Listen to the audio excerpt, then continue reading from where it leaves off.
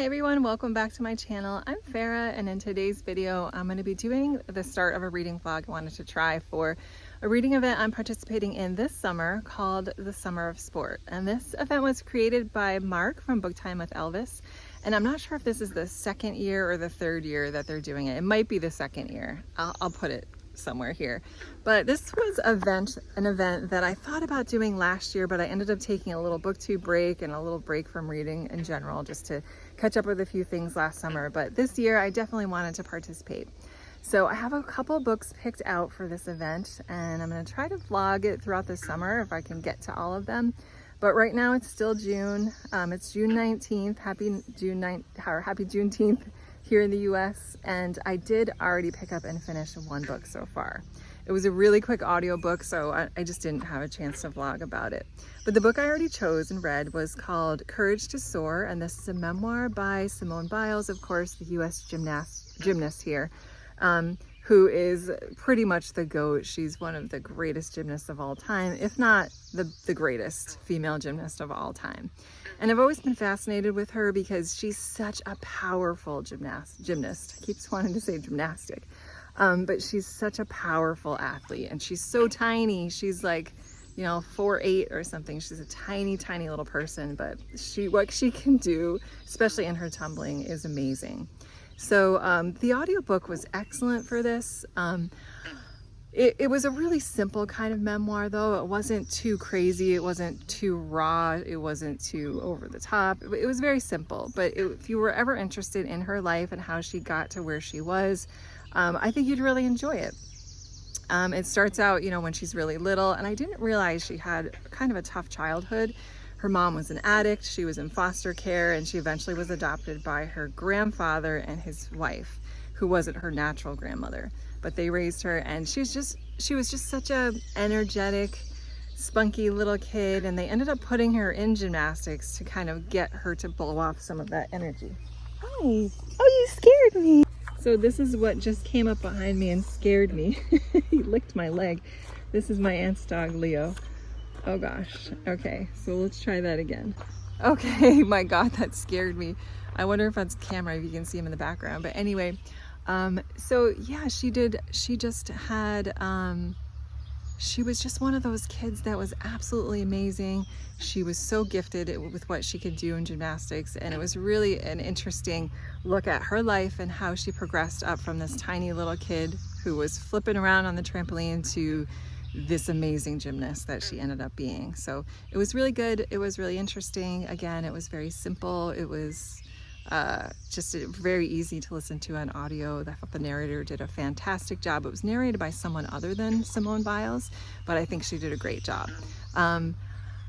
And I just, she just seems like such a nice person, so very humble, very thankful, very appreciative to her family for giving her that support. So here he comes again. And of course, if you've ever seen her perform in the Olympics, you know that she just, especially her floor routine, she just shines above anybody else. Nobody else can get the height that she can get in her jumps, and the power and strength that she has. And it was really interesting. I grew up loving gymnastics. I always, was obsessed with watching the Olympics, and I loved just the whole sport in general. I wasn't a gymnast myself. We didn't really have any programs in my area. I grew up in a really rural area, but I did do cheerleading because of that. I just love the tumbling aspects of it.